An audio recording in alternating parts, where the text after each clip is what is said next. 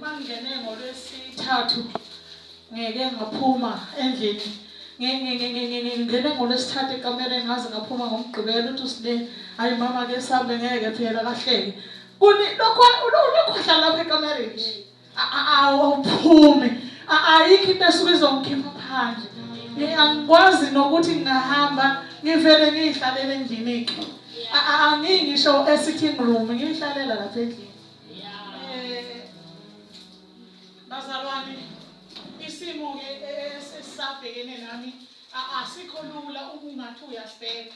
Ngiyangimangala nje abantu ngize ngibajabulele ngithi umuntu uhamba ngenduku uhamba idolobha lokhangwale yabona ngingahambi ngemoto mina nje ngeke ngiye edrobheni ngiyokwenzani ngizoqala phi nje ngiyabonga uNkulunkulu owanginikeza lesi sibindi enginaso ngoba nami kusho yesami isibindi ngoba angazi ukuthi bahamba angazi benze njani ngeke babone ukuthi wenze njani ngiyafisa nokusondela kuye bengibuka ubhuti uSipho ngimbuka kulokuzana ku WhatsApp wakhe ngize ngiyambuza uhambe kanjani uthi ngiyahamba sisi uhamba utetelaza ngalo edrobheni mina ngeke ngicabanga mina ngeke ngikwazi ukuhamba ngize ngiyofika edrobheni ngingakwazi ukusuka endlini yami ngikwazi ukufika emgwaqeni angeke nje angazi ngikwazi ukuphethiza lokwenza lokho nje kodwa ngibonga uNkulunkulu womusa